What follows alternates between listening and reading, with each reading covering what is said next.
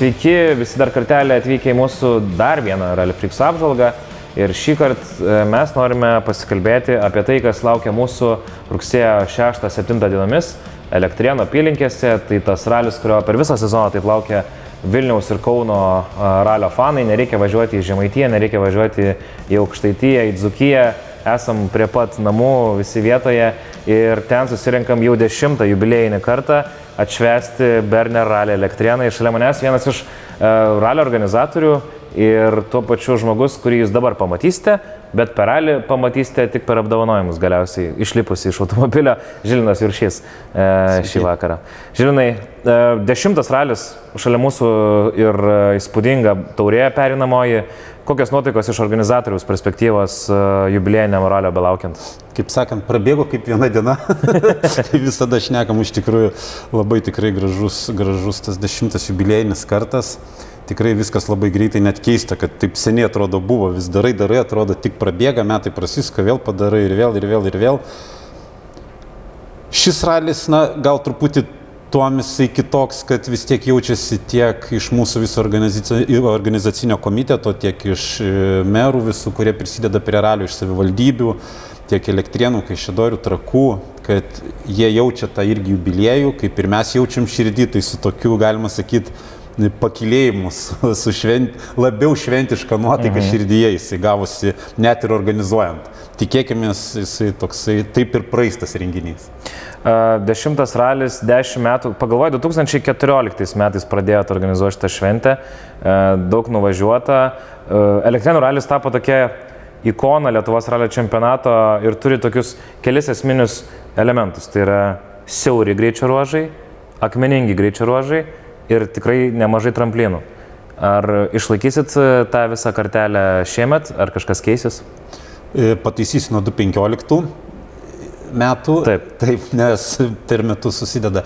Ir kas liečia trasas, tai nieko per daug nepasirinksi, todėl kad taip mes turim regioną, kuris labai patogus tiek sportininkam, tiek žiūrovam, privažiavimas, apgyvendinimas, visa kita, bet tuo pačiu mum organizatoriam yra sudėtinga, todėl kad yra daug gyventojų, todėl kad yra didelis judėjimas, todėl kad yra keliai tvarkomi, asfaltuojami ir platinami ir tai yra sudėtinga. Todėl tam, kad išgauti kažką vis naujo ir įdomesnio, reikia įdėti tikrai nemažai triūso, nemažai paieškų. Tai mūsų pagrindas ir yra, kad būtų greičio ruožai nelabai trumpi, ne per daug ilgi, bet kad jie būtų sudėtingi pakankamai, kad jie keistųsi, nebūtų vienodas greičio ruožas, kad būtų pasikeitimas tiek kelias iš siauro į platų, į siauresnį, platesnį ir vietomis su akmenais, kur reikėtų irgi taip pat suteikia profesionalumo vairuotojui išsilaikyti tam kely, išsaugoti padangas ir tuo pačiu parvažiuoti pakankamai greitai. Mes jau esam vieni iš tų retų civilių, kurie jau suvažiavam šitą ralį. Prieš pat atvažiuojant čia į Berner parduotuvę Kaune, tiesiai esam greičio ruožų. Tikrai irgi emocijos, net galėčiau imti Bernerio tušinuką ir pasirašyti po visais Žilvino žodžiais, nes bus greičio ruožai per daug neišduodant. Greičio ruožai bus startuosit vienoje vietoje, viduryje greičio ruožų bus visiškai kita specifika, finiše bus dar trečia specifika. Būtent taip ir dėliojat greičio ruožus. Taip, iš tikrųjų asmeniškai man tokie labiausiai patinka ir labiausiai žavi tuom, kad tiek vairuotojas, tiek šturmanas, ekipažas turi labai pakeisti savo požiūrį tą greitą važiavimą. Iš to plataus greito kelio važiuoja į siaurą, tai aprašymas to posūkio jis yra pagal jo kreivę panašus, tačiau greitis gali būti net dvigubai skirtis, kaip ir atstumai jie tokie, gal idealiai jie atrodytų kaip ir tokie patys, bet truputį iš didelio to greičio vėl turi labai prisitaikyti. Tai tas suteikia tokio sportiškumo tam greičio ruožui ir jisai susivažiuoja labai, galima sakyti, taip kvėptelėjimų tokiu vienu nes nėra kada greit vėl, visą laiką lyg atrodo išvažiuoji platesnę vietą, kur galėtum atsikvėpti, bet ten automatiškai tempas kitas, vėl kitaip atrodo visas kelias, tu turi važiuoti ženkliai greičiau pagal tai. Tai man tokie patinka ir aš manau, kad daugeliui tai patinka. Todėl ir darom juos tokius. Aš iškart pasakysiu, kad dabar tos detalios žiūrovų stebėjimo zonų apžvalgos tikrai nedarysim su Žilvinu, tam ir laiko nėra ir šiaip nematant tam tikslo, visas žemėlapius su visom vietom, su privažiavimais rasite tiek video komentaruose visur, tiek Facebook'e, tiek Rally Elektrėnai, tiek Rally Freaksų. Atstrysit žemėlapius, nes oficialių žiūrovų stebėjimo ralio zonų nėra šiemet, tai mes kelias rekomendacijas jums paliksim, kur galite saugiai privažiuoti su savo kasdieniais automobiliais ir palaikyti savo mylimus sportininkus. Čia yra ta vieta, kur reikėtų priminti, kaip reikėtų teisingai elgtis ralyje. Be abejo, kaip ir kiekvienais metais, ko labiausiai visą laiką prašau žiūrovų, fanų visų, padrausminkit vieni kitus, ne tik dėl saugaus stovėjimo ten, kur jau čia be kalbų yra apie teisėjų nurodymų vykdymą, bet nepamirškim ir gerbkim būtinai privačią nuosavybę. Neikime į kiemus, neikime į vietas kaip kapinės, dar kitą, turim gerbti tų kitų žmonių nuosavybę, todėl kad jie mus įsileidžia į savo regioną, jie mums leidžia rengti varžybas, kurios mums yra labai įdomios, bet vietiniam gyventojams jos nėra labai patrauklios ir įdomios.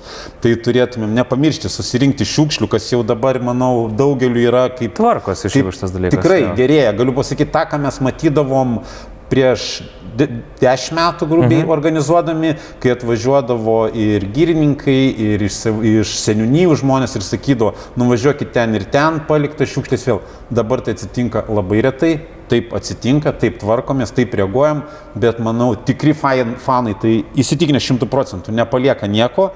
Jie ką dar tik tai gali padaryti, tvarkingai sudrausminti tuos, kurie gal elgesi ne taip, kaip turėtų elgtis. Aišku, nereikėtų atlikti policijos vaidmens, bet sudrausminti protingai, manau, esam visi šio sporto mylėtojai ir gerbėjai, tai tam, kad jisai visą laiką ir toliau vystytųsi, mes turim suprasti, kad mes turim su vietos gyventojais palaikyti labai glaudų ir pagarbų ryšį.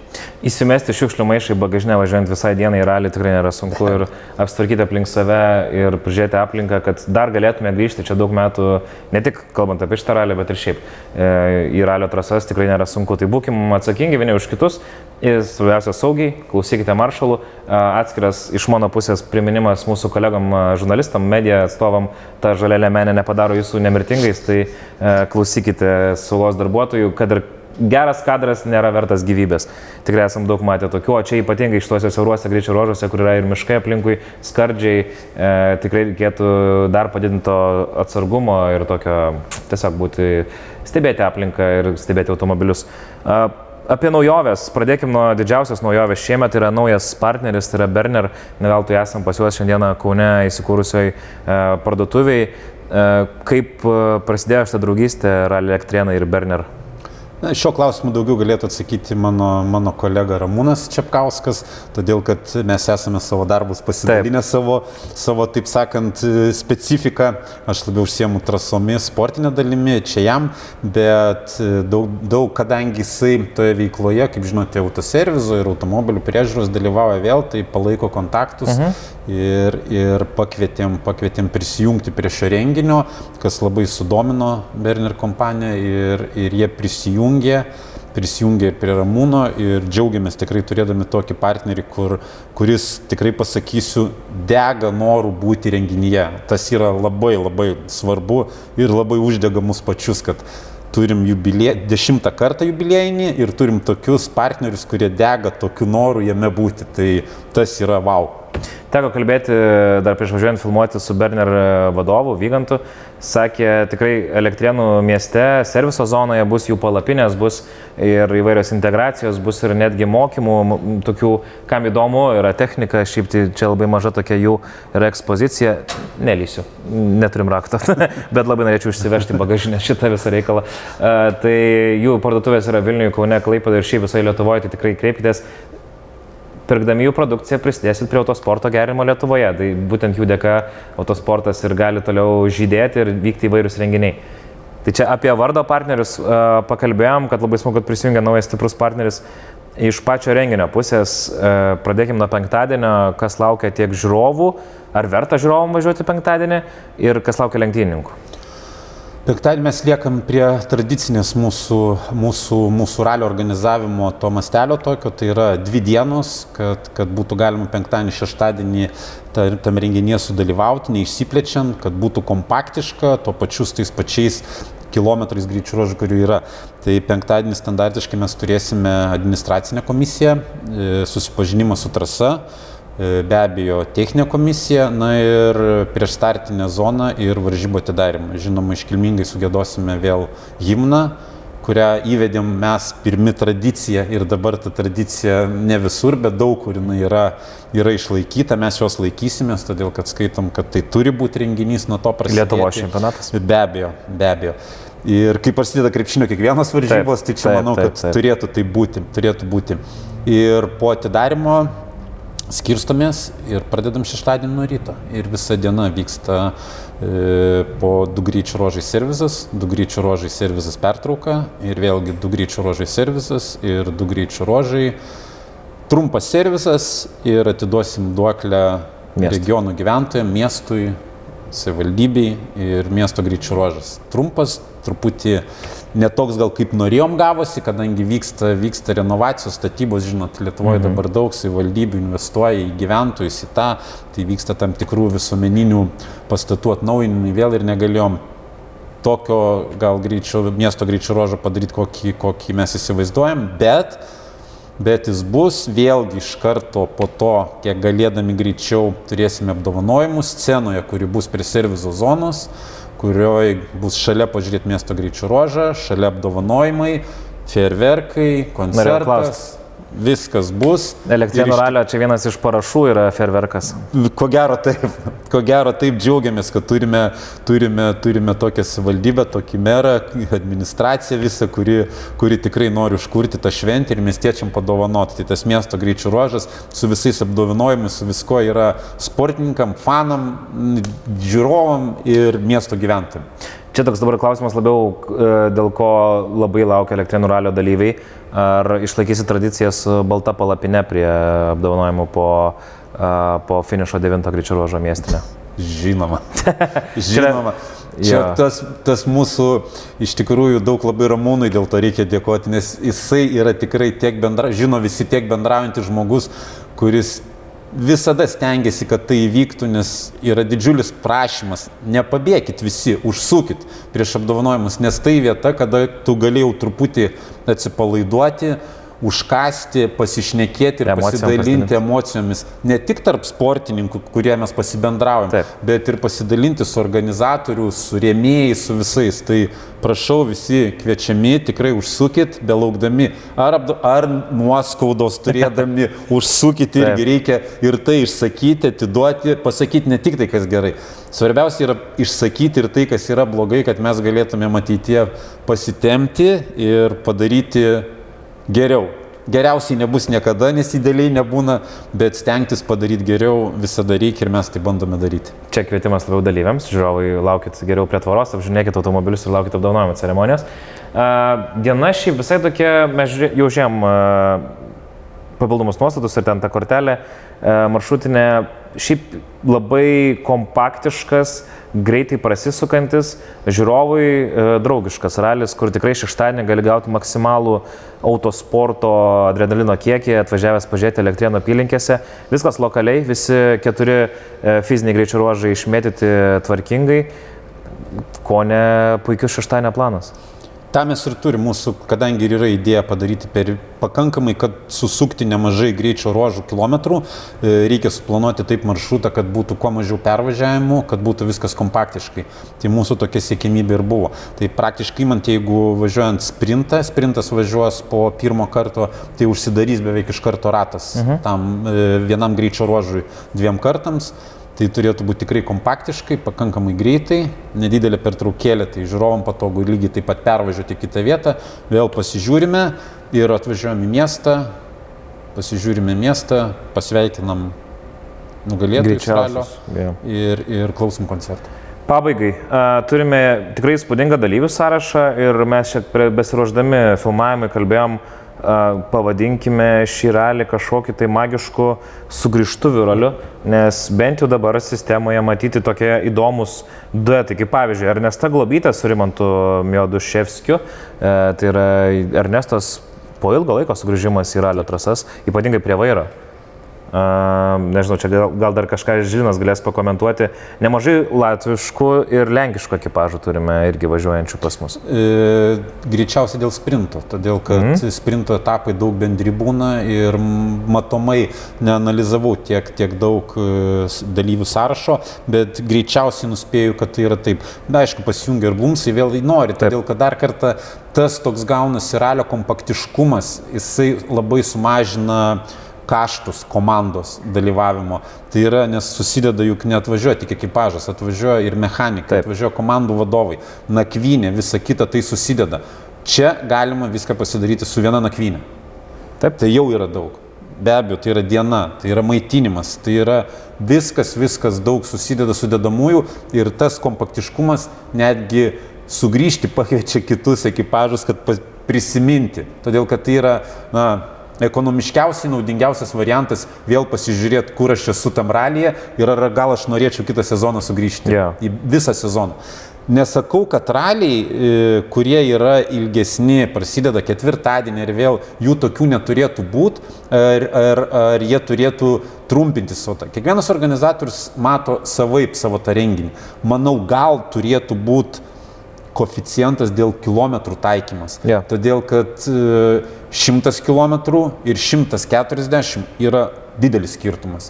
Ir gal tas, kuris nugali tokiam ralyje, gal jis turėtų gauti truputį daugiau taškų.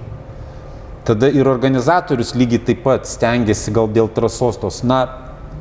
Neturiu tokios, kaip sakant, tokios tikros nuomonės, kad va, taip ar taip. Bet gal kažką reikėtų mūsų sporto ralio visuomeniai, bendruomeniai pradėti diskutuoti apie tai, kad tas 100-130 km ar 51 dienos ralyje gal truputį reikėtų kitaip skirstyti. Gal reikėtų pagalvoti apie nedidelį koeficientą, nebūtinai ten 1:1,5, kaip yra su paskutiniu etapu, bet gal 1,1 kažkoks, tai ar paėmus 100 km yra 1 ir po to dalinant kas 10 daryti po koeficientą 10. Visgi, nusivažiuoja daugiau, kaštai didesni, rizikuoja lygiai taip pat daugiau. Taip. Manau, kad būtų įdomu. Skamba kaip įdomi diskusija tarp sezonų, to off-season, vadinama žiemą, su federacija susėdus ralio bendruomeniai tikrai būtų galima aptarti tą klausimą. Grįžtant prie sąrašo dalyvių, tai Ivanulė, mūsų Ivanauskas, jaunasis Gediminas, su Kasparu Vitu panašu savo Porsche, mes su Žilinu irgi taip, kaip interpretuoti, sustvarkė, apsiklijavo, nes jis turėjo stogą, bet panašu važiuos, automobilis ir ekipažas registruotas. Ramūnas su Titu Čepkauskai savo organizuojamam ralyje nematys jo išorės. Esu girdėjęs su Ramūnu pokalbį, kadangi pačiam daug metų tenka jau su Elektrėnų ralyje dalyvauti toj užklasinėje veikloje prie organizatorių komiteto. Tai net ir pats Ramūnas yra pasakęs įdomiausių istorijų, kai važiavo pats stebėti greičio ruožų ir kas ten buvo iš išorės, tai nusprendė panašu pamatyti ralį iš vidaus ir jis kol kas yra kiek važiavęs, tai miestinį greičio ruožą su Meru, atsimenu, buvo toksai parodomasis važiavimas. Ne, 20 metais mes, kai važiavom čempionatą kartu su Ramūnu. Teisingai, per pandemiją. Važiavom, kai vos nepastatėm, Micas 2 ratais važiavo. Taip. Tada mes važiavom visą čempionatą ir turėjom tada važiuoti ir važiavom. Bet tada turėjom Titą. Kuris dirbo. Turėjom Titą, kuris buvo mūsų akys, ausis, rankos, 6 kojos. Inga stiprybės, tiesiog taip pasakysim, tau kaip galės tas padės. Iron Lady, žinokit. Čia lietuviška Margaret Thatcher, galima sakyti. Martynas Samsonas irgi su BMW M3 E36, kai dabar filmuojam trečiadienį, praeitą savaitgalį vyko šventė, Utenoje buvo pristatytas pagaliau bolidas, įspūdingai atrodantis, labai bus įdomu pamatyti. Giedrius Firantas ir Aras Kalėda sėda į Volkswagen Polo M5 automobilį. Irgi netikėtas duetas, Matas Valiulis išleistas trumpuo atostogų pailsėti tikriausiai, arba pagalvoti, ką daro ne taip. Bet arba darbai, nes Matas dirba filmų industrijoje, tai tikrai tikėtina, kad kažkoks filmavimas, o gal tiesiog Giedrius nori pabandyti su Aru pravažiuoti ir pamatyti, kas ten įdomaus. Dar vienas iš, kalbant apie tą N5 gangą, tai turime Aurimą Eidžiūną, grįžtantį su Justu Barisu. Labai džiaugiamės. Jo, jie turėjo su Ugnium Vainevičium labai stiprų piruetą Lazdijose, jeigu neklystu. Atrodo lyg nestiprų, bet baigėsi, baigėsi labai liūdnai. Labai liūdnai, taip. Tai Aurimas užsiregistravęs ir važiuos, įdomu mus pamatyti jo sugrįžimą po pertraukos. Ir kiti, tai tikrai nusimato įdomus ralis, dalyvių sąrašas labai ilgas, pamatysime daug skirtingos technikos. Vilmantas Padegimas išvažiuos į aikštelę su E30 M3 automobiliu. Šiaip tai važiuojantis Mineralio čempionatą su mumis, sako, išsitrauksiu senuką iš garažo, nupūsiu dulkės ir pravažiuosiu. Šaunu, visi kviečiam, visų laukiam labai.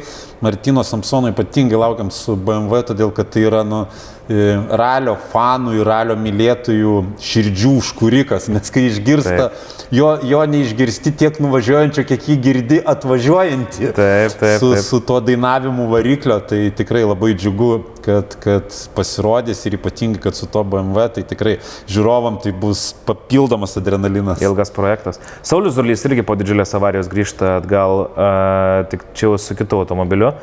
Žodžiu, nusimato tikrai labai įdomus ralis, šiaip tai Autorally LT rasite visą dalyvių sąrašą, galite patys pasianalizuoti. Asmeniškai, ko aš labiausiai laukiu ir įdomi žinai tavo nuomonė, vis tiek pats, kadangi važiuoju čempionatą, bet manau stebi, kas ten vyksta, mūsų jaunimas ir BMW Cup įskaita. Ten yra kažkas įspūdingo, Markas Buteikis, Klaudas Bučinskas, matuojasi net ne sekundėm, ten jau 10, 100 ir 1000. Aš net nežinau, ką prognozuoti Elektrėnam, kas ten bus. Žinokit, tikrai stengiuosi po kiekvieno ralio prieiti, juos pasveikinti, tikrai įspūdį palieka. Stebiu, tikrai atskirai stebiu visą laiką laikus ir labai džiaugiuosi, todėl kad reikia suprasti, tie automobiliai yra koks skirtumas tarp tų visų pirmų važiuojančių, tokių to pačio, kur aš važiuoju su Petru vėl, tai taip greit važiuoti ir jo nesulaužyti. Tai yra tikrai labai protingo vairavimo, ne tik greito, bet protingo vairavimo, todėl kad reikia ne tik matyti, kaip greit nuvažiuoti, bet reikia kaip tą automobilį išsaugoti, kad jis važiuotų iki finišo. Tai todėl tikrai galima sakyti, jam kovojant dar dėl tų sekundžio dalių, tai keliu kepurę, lenkiu galvą ir tikiuosi, kad Lietuvos ralio laukia labai šviesi ateitis, nes yra tokių greitų jaunuolių, tokių užsispyrusių, tokių draugiškai kovojančių, kur matai juos po to visus švenčiančius, apsikabinusius ir draugaujančius, praleidžiančius kartu laiką. Mieste irgi nealkoholinį geria, mačiau savo draugiškai, visi susėdė, aptarinėję. Tikrai taip, tai to ir reikia iš tikrųjų, tai ir yra, kada vieni kitus palaiko vėl, tai tada lengviau, vis tiek anksčiau ir vėliau raliai atsitinka ir tie tokie dalykai, kurių mes nors ir nenorim, bet jie yra sudėdamoji dalis ir vieni kitus padrąsina, patempia truputį morališkai ir manau, kad tai duoda grožio būtent stebėti tokią kovą. Vaidotas Žala atvažiuoja garsiai pasakęs, kad tai bus paskutinysis jo ralis, etapas čempionato būtent Elektrėnuose. Įdomu pamatyti būtent jį, nes jo vardas ir pavardė ant šitos gražios taurės ne kartą yra spausdintas. Ar pavyks jam ją apginti? Pamatysim rugsėjo 6-7 dienomis. Prienuose, kaip jiems seksis važiuoti su automobiliu, kaip seksis visiems. Nežinau, Žilvinai, kokią paskutinę uždaromąją mintį. Va čia bus viso mūsų apžvalgos pabaiga.